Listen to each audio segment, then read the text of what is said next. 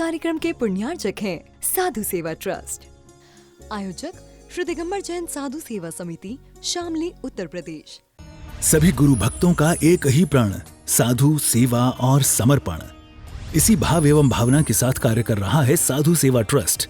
हम जानते हैं हमारे गुरुओं ने हमें इतना सब कुछ दिया, परंतु हमने अपने गुरुओं के लिए क्या किया, ये सवाल जरूर उठता है। देश के कई ऐसे प्रांत हैं जहां पर दिगंबर मुनियों को विहार करने में बहुत कठिनाई आती है। चौके वाले न मिलने पर विहार के दौरान आहार की व्यवस्था भी नहीं बन पाती। कई गांव व शहर आज भी ऐसे हैं जहां साधु संतों के चातुर्मास नहीं हुए हैं। इन सब को देखते हुए श्री साधु सेवा ट्रस्ट का उदय हुआ, जिससे दिगंबर मुनियों के आहार, विहार, प्रवास आदि की व्यवस्था को सुचारू रूप से बनाया जा सके, जिसके माध्यम से हमारा समाज, धर्म, संस्कृति सब सुरक्षित रह सकते हैं। क्यों न हम भी अपनी चंचला लक्ष्मी का सदुपयोग करें एवं अपने सच्चे गुरुओं की रक्षार्थ हेतु आगे आएं। योजना: परम संरक्षक 1,11,111 रुपए, वरिष्ठ संरक्षक 51,151 रुपए, संरक्षक 31,131 रुपए, आजीवन सदस्य 21,121 रुपए, सदस्य 11,111 रुपए। खाता विवरण: account name VVSP Sadhu Seva trust, bank name HDFC bank limited, account number 50200073358170, IFSC code HDFC 0001273, trust PAN card AADTV 8567E, mail ID vvspsadhusevatrust@gmail.com।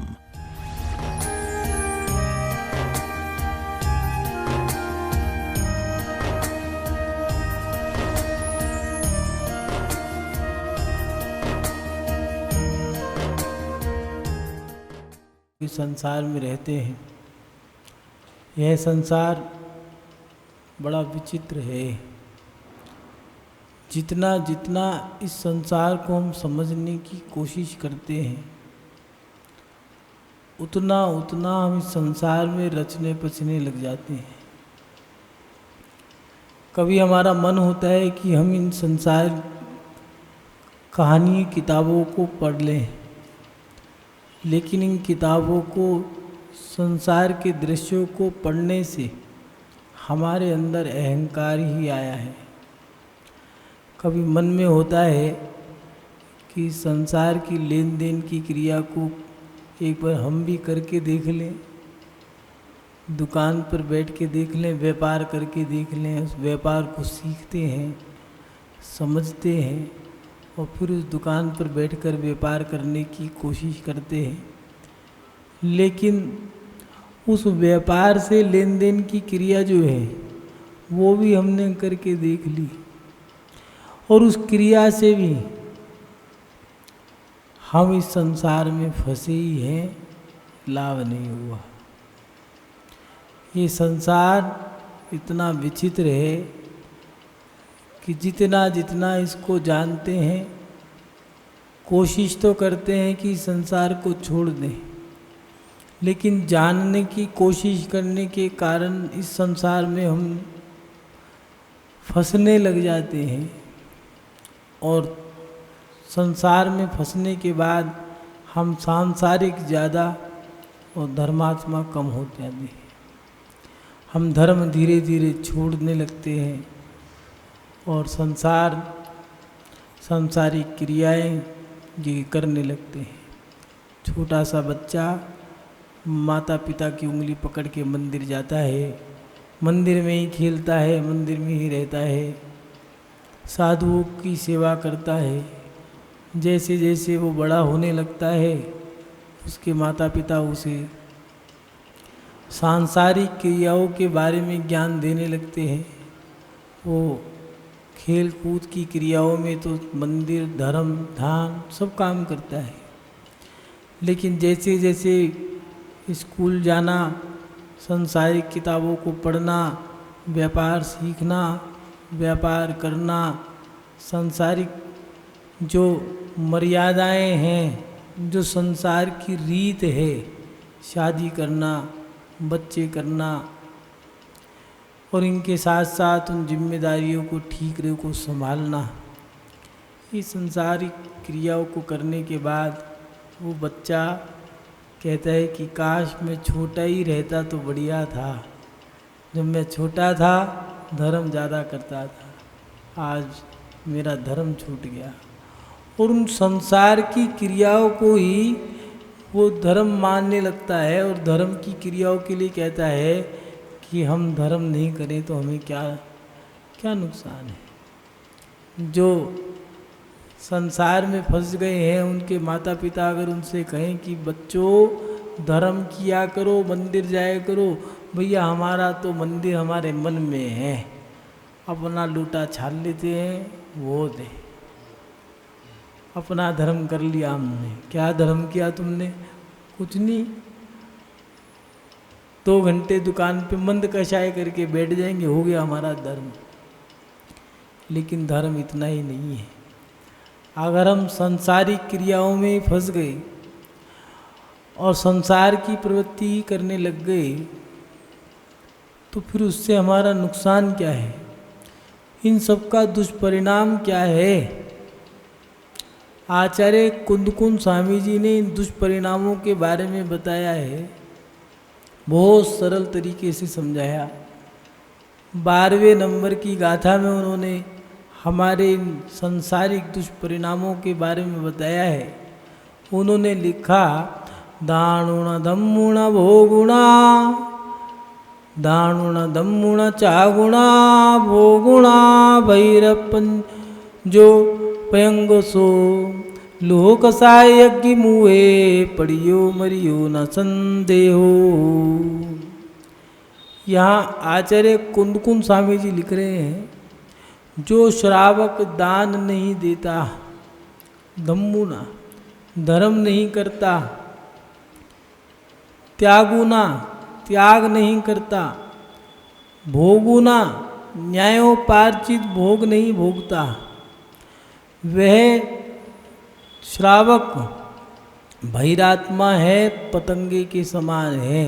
पतंगा माने जैसे एक पतंगा अग्नि के चारों तरफ घूम घूम के मर जाता है, ऐसे ही वो श्रावक है, इस संसार में घूम घूम के लोक कषाय में पड़ा हुआ मर जाएगा, बाकी कुछ नहीं मिलेगा। बहुत सरल भाषा में आचार्य कुंदकुंद स्वामी जी ने समझाया है। कुंदकुंद स्वामी जी ने कई ग्रंथों की रचना करी, 84 पाहुड़, प्राकृत की 10 भक्तियाँ,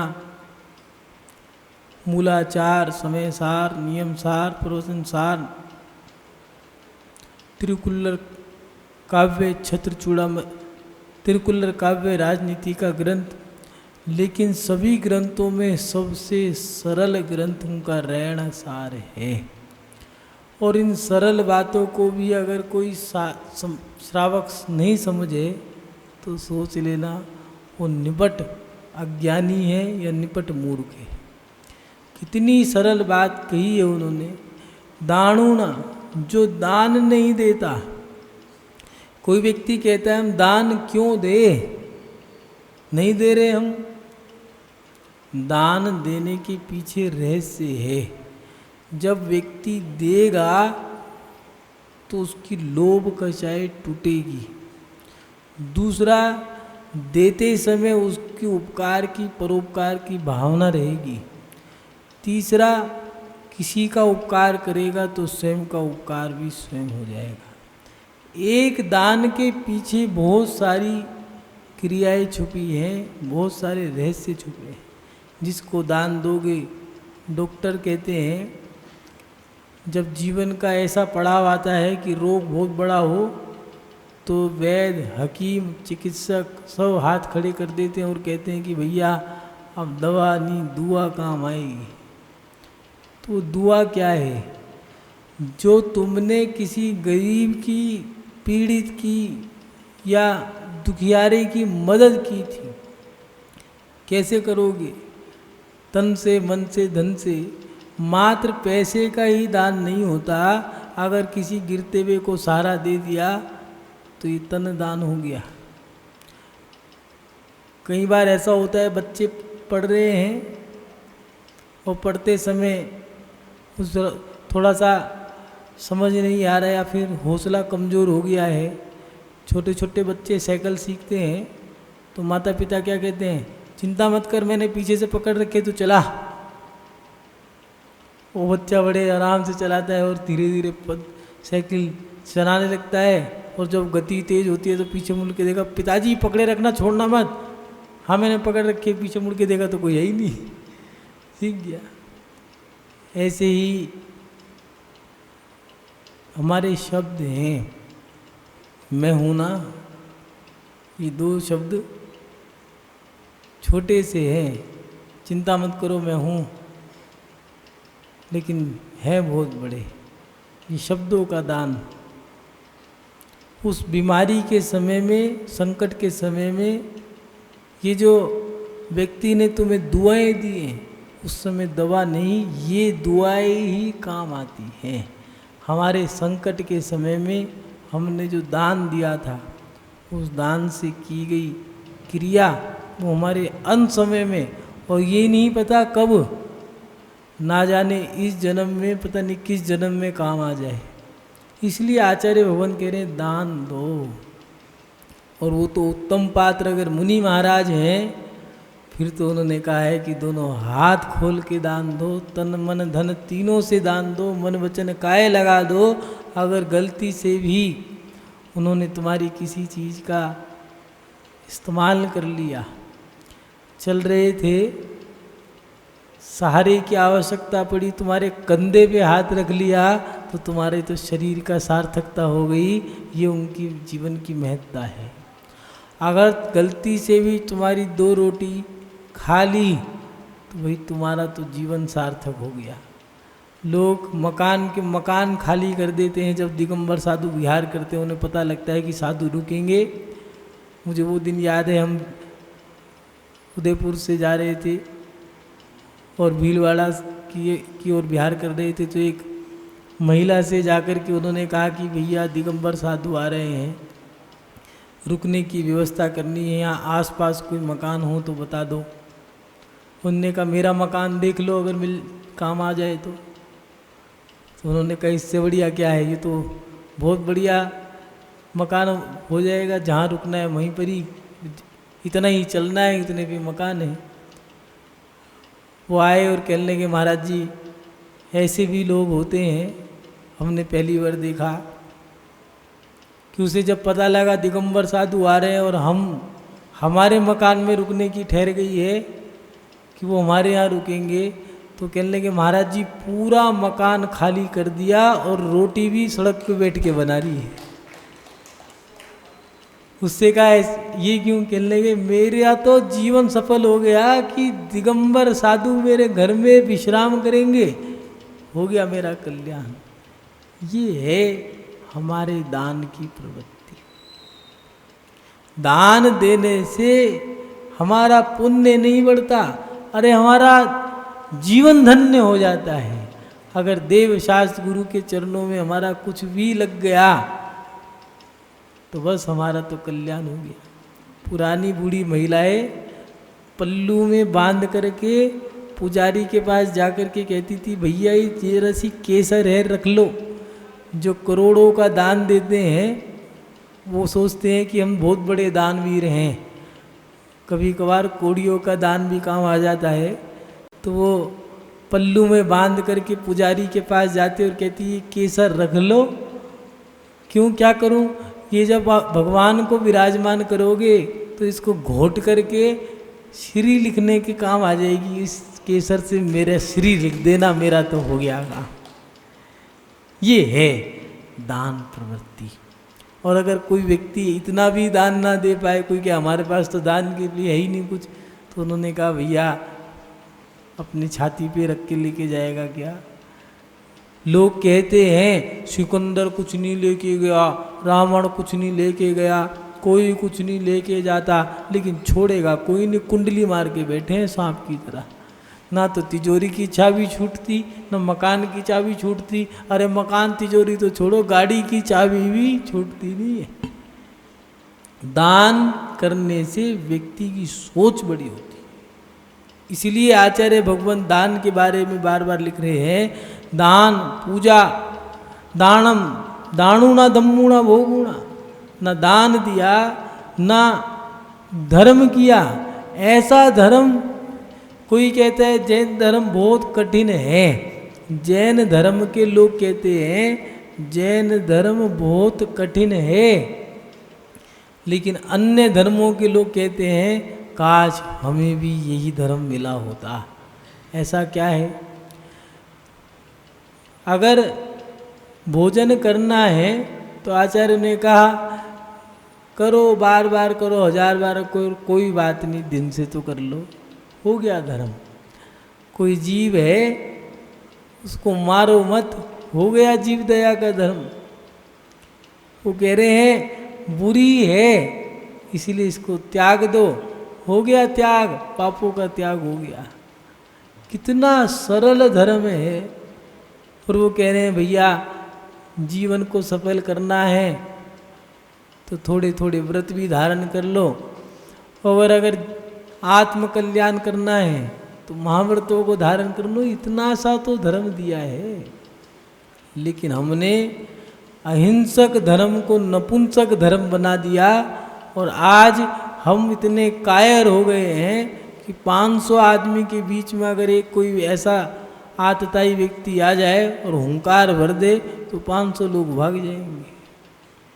हमारा धर्म जो है जीव दया का धर्म है। आचार्य भगवत कह रहे हैं इतना सरल धर्म भी नहीं किया। और त्याग, पूर्वा भील कौए के मांस का त्याग करा था। मुनि महाराज भव्य पुरुष हैं, ये उसने देख लिया कि वो ये दिव्य पुरुष हैं तो ये मेरा कल्याण कर देंगे, नमस्कार किया। और मुनि महाराज ने जान लिया कि ये भव्य है। एक ने जाना ये दिव्य है, एक ने जाना भव्य है।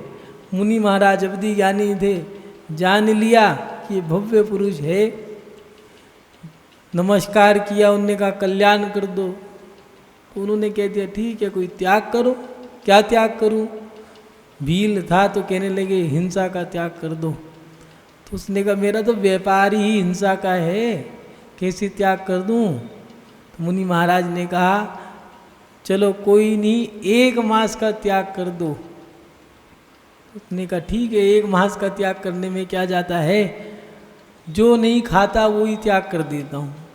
कौए के मांस का त्याग कर दिया, त्याग हो गया। लेकिन कभी कभार परीक्षाएं हो जाती हैं। पहले के ज़माने में कट्टर त्यागी हुआ करते थे, आज तो ऐसा है परीक्षा के समय में महाराज जी थोड़ी छूट दे दो, अगर बाहर जाना पड़ गया तो खा लें, अगर रात हो गई तो खाने की छूट दे दो, अगर बीमार पड़ गए तो मछली के कैप्सूल खाने की छूट दे दो। अरे भैया किसी को मार के जिए उससे तो तुम मर गए, जिए कहाँ हो। वो कट्टर था, बीमारी हो गई जो आज के समय में प्रचलन में है कैंसर, उस बीमारी में असाध्य रोग था। उसमें मांस, एक कौए का जो अंदर का मांस था उस मांस में वो औषधि मिल के चलनी थी, नहीं तो नहीं चली, बचना नहीं था। तो उसने कहा मैं नहीं, मर जाऊंगा लेकिन उस दिव्य पुरुष को मैंने वचन दिया था, वचन नहीं तोड़ूंगा। ये पुरानी बातें हैं, आज की बात नहीं है। आज तो ये बातें बहुत बड़ी लगती है। सब ने समझाया, परिवार के सदस्यों ने, गांव के सब, कबीले के सरदार ने, सब ने समझाया, नहीं माना। उसका साला जा रहा था समझाने के लिए। व्यक्ति किसी की माने या ना माने, साली की तो और साली की तो माने ही गई। हाँ, साला तो जो साला है, साली और साला ये तो कुछ भी कह दे, अगर कह दे गड्ढे में गिर जाओ तो गड्ढे में गिर जाए। मुनि महाराज की माने या ना माने, साले की तो जरूर माने। साला समझाने जाने लग गया। रास्ते में एक बूढ़ी महिला रोती हुई मिली। उसने पूछा क्यों रो रही हो? तो कहने लगी मैं इसलिए रो रही हूँ, जिसे तुम समझाने जा रहे हो वो अगर तुम त्याग तुड़वा दोगे, उसका नियम तुड़वा दोगे तो मर के मेरा देव बनना था, देव नहीं बन पाएगा। तुम कौन हो? मैं एक देवी हूँ, तुम्हें समझाने के लिए आई थी, रूप बदल के। ठीक है, उसके कहने से उनने कहा ठीक है मैं नहीं समझाऊंगा। जीजा जी के पास गया, औपचारिक तरीके से बेमन से समझाने लग गया, तो जीजा जी ने कहा मैं नहीं तोड़ूंगा। उनने कहा ठीक है मत तोड़ो नियम। मैं रास्ते में मिला, ऐसी ऐसी मेरे साथ एक देवी हुई, तो रो रही थी, बता रही थी कि आपके कौवे का मांस त्याग करके आप देव बनोगे, उसके पति बनोगे। तो उनने कहा अच्छा ऐसा है कि कौवे का त्याग करके मैं देव बनूंगा? उसने कहा हाँ ठीक है। वो साला वापस जा रहा था, जीजा मर गया, तो रास्ते में फिर वो देवी मिली, फिर रोने लगी। उनने कहा अब क्या हुआ? उनने त्याग तो करा ही नहीं, मैंने तो त्याग तुड़वाया ही नहीं। उसने कहा मात्र कौवे के मांस त्याग करके वो मेरा पति बनता, लेकिन उसने तो सारे जीवों का त्याग कर दिया, मांस का त्याग कर दिया, वो तो बहुत बड़ा देव बन गया। मानो भाव एक भील भी देव बन सकता है क्या, एक कौवे का मांस का त्याग करके? लेकिन आज हम कैसे हैं? आचार्य भगवान कह रहे हैं सुबह शाम जब देखो तब खा रहे हैं, बाजार का भी खा रहे हैं, मांस की वस्तुएं भी खा रहे हैं, सड़ी हुई चीज़ें भी खा रहे हैं। हम कुछ लोग कहते हैं हम तो भैया शूद्र के साथ बैठ के नहीं खाएंगे। बनिया की कैसी संहिताएं हैं समझ नहीं आता। जो शूद्र है उसके साथ बैठ के नहीं खाएंगे, उसके घर जाके नहीं खाएंगे, लेकिन उसको अपने घर बुला करके उसके हाथ से बनवा के खा लेंगे। अपनी शादी में उसके हाथ से बनवा के खा लेंगे, कोई बात नहीं, उसके घर जाके नहीं खाएंगे। वाह रे वाह बनिया, कैसा बनिया है। साधु तो चाहिए हमें ऐसा जिसकी चौथे काल जैसा हो, और अपने चाहे छठे काल के भी ना हो, हमारी कोई मर्यादा ना हो, कोई बात नहीं, साधु तो हमें बढ़िया चाहिए। महानुभाव श्रावक में दान के साथ साथ धर्म त्याग, और उसके साथ साथ न्यायोपार्जित धन, ये भी आपके जीवन में होना जरूरी है। ईमानदारी से भोगों को भोगना। यहाँ आचार्य भगवान कुनकुन स्वामी कह रहे हैं भोगुणा, भोग भी जो ईमानदारी से नहीं भोग रहा है, न्यायोपार्जित धन के द्वारा जो भोगा गया भोग, ऐसा भोग किसी का पेट काट के, किसी को दुखी करके, या किसी की आत्मा को रुला करके अगर धन कमाओगे तो उस धन का आपको लाभ नहीं हानि होगी। आचार्य चारिचक्यवती श्री शांति सागर जी, जिनका नाम लेते ही लोगों के मस्तक झुक जाते हैं, आंखें नम जाती हैं, ऐसे वो आचार्य श्री शांति सागर जी गृहस्थ अवस्था में नियम था समाइक करने का, दुकान पे बैठे समाइक कर रहे हैं, समाइक का समय हो गया, जिस और दुकान का द्वार है उस तरफ पीठ कर लिया करते थे। एक ग्राहक आया और उसने कहा भाई साहब सामान चाहिए, तो उन्होंने कहा इशारा कर दिया और समाइक में बैठ गए, समाइक करने लग गए। उसने वो चिट्ठी पर्ची रखी थी, उस पर लिखा था जो सामान चाहिए वो ले जाओ, सब पे रेट लिखा है, जितना पैसा बनता हो उतना डाल देना। गल्ला सामने ही है, सामान सामने। वो सामान रखा था, उठा लिया, ले गया, और जो था वो डाल गया। सामने पड़ोसी आया और कहने लगा भाई ऐसे कब तक चलेगा, तू तो दुकान बर्बाद कर देगा व्यापार। उसने कहा क्यों? कहने लगा ऐसे कोई व्यापार होता है क्या? वो व्यक्ति अगर मान लो सारा माल ले जाता तो क्या कर लेता? क्या शब्द उन्होंने कहे। कहने लगे अरे ले जाता मेरा भाग्य थोड़ी ना लेके जाता, जो मेरे नसीब में है वो मुझे दे गया, नहीं तो ले जाता। क्या ऐसा जीवन हम नहीं जी सकते? आगरा में चोरी हुई, चोरों ने चोरी कर ली, चोर चुरा करके ला रहे थे सामान, पोटली गिर गई, मालिक उठ गया, उठ करके पोटली उठवाई और कहने लगे चोरी भी करनी नहीं आती, आराम से धीरे से चोरी करो, जाने लग गया तो कहने लगे ठहर, बाहर ठंड बहुत है, कंबल लाया और कहने लगा रुक जा, भूख लगी है, प्यास लगी है तो कुछ खा लियो रास्ते में। उसकी किताब में पुराना सड़ा गला एक 5 का नोट रखा था, वो दे दिया। उस जमाने की बात है। चला गया, दौड़ते दौड़ते घर पहुंचा, माँ से कहने लगा माँ आज तो कमाल हो गया, कंबल मिला, चोरी करने में सहायता करी। ऐसा मूर्ख सेठ था, और सेठ क्या पागल था बिल्कुल। 5 रुपये और दिए मुझे। तो उसकी माँ ने कहा एक काम कर कि जहाँ से लाया वहीं लौटा के आ, तू बनारसी दास के घर में चला गया, ईमानदारी का पैसा है, हमें नहीं बचेगा। ये थी ईमानदारी। कि चोर भी चोरी करने से डरा करते थे, आज तो साहूकार ही चोर हो गए हैं। जितना बड़ा साहूकार, नीचे के लोग उतनी बड़ी गाली देते हैं। किसान कहते हैं, एक से पूछा किसी गांव में जाकर के, किसान थे, कहने लगे कोई बीमारी भी है यहाँ पर, कैंसर वगैरह की बीमारी भी होती है क्या? कहने लगे महाराज जी ये तो साहूकारों की बीमारी है, हमारी बीमारी नहीं है। हमें तो ज़्यादा हो तो बुखार जुकाम नज़ला खांसी लग जाता है, और ज़्यादा हो तो सांस की बीमारी हो जाएगी भूसे की धुएं से। हमारा जीवन न्यायोपार्जित है भी या नहीं है? ईमानदारी से कमाओ, थोड़ा कमाओ, लेकिन आनंद से लो। महानुभाव आचार्य कुंदकुंद स्वामी जी कह रहे हैं, धर्मात्मा व्यक्ति अगर धर्म कर रहा है और अपना जीवन जी रहा है तो अपने जीवन में दान करे, धर्म करे, त्याग करे, पूजा करे। इसके साथ साथ अपना जो व्यापार है, जीवन है, उसको न्याय के साथ जिए। ईमानदारी का थोड़ा होगा लेकिन हजारों पे भारी पड़ेगा। बेईमानी का आ तो जाएगा लेकिन पचा नहीं पाओगे। 2 नंबर का पैसा आ तो जाएगा, कमा तो लोगे, लेकिन 2 नंबर में निकल जाता है।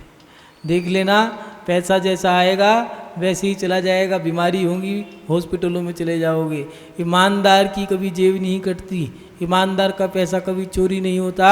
ईमानदार का पैसा ईमानदारी का है, वो अपने जीवन को ऐसे जीता है, शान से जीता है, ठोक बजा के जीता है कि मेरा खून पसीने की कमाई, ईमानदारी की कमाई का पैसा है, मेहनत की कमाई का पैसा है। लेकिन जो 2 नंबर का पैसा है, उनकी दिन की रात की नींद, चैन बेचैन है। गले में सोने की चैन तो डाल ली, लेकिन चैन भी है या नहीं है? कहीं ऐसा तो नहीं बाहर से तो चैन है, अंदर से बेचैन है। इसलिए आचार्य भगवान कह रहे हैं भैया ईमानदारी से जी लो, आनंद में रहोगे। बेईमानी का पैसा, बेईमानी का व्यापार, बेईमानी के भोग, वो भोग नहीं है, भोग बुरे हैं। बेईमानी का पैसा, वो कहा करते हैं जैसी होगी रोटी वैसी होगी बेटी। बेटी भाग कैसे गई? कहीं ना कहीं पैसा अच्छा नहीं था। बच्चे बिगड़े कैसे? कहीं ना कहीं व्यापार सही नहीं था, पैसा अच्छा नहीं था। आपका परिवार दुखी क्यों है? कहीं ऐसा तो नहीं किसी की आत्मा दुखाई हो, किसी का दिल दिखाया हो, किसी को रुलाया हो? अगर रुलाया है तो रोना तो पड़ेगा, चाहे वो बेटी तुम्हें रुलाए, चाहे तुम्हारा बेटा तुम्हें रुलाए, चाहे तुम्हारी पत्नी ही क्यों ना रुलाए, रोना तो पड़ेगा। इस कार्यक्रम के पुण्यार्चक थे साधु सेवा ट्रस्ट। आयोजक श्री दिगंबर जैन साधु सेवा समिति, शामली, उत्तर प्रदेश।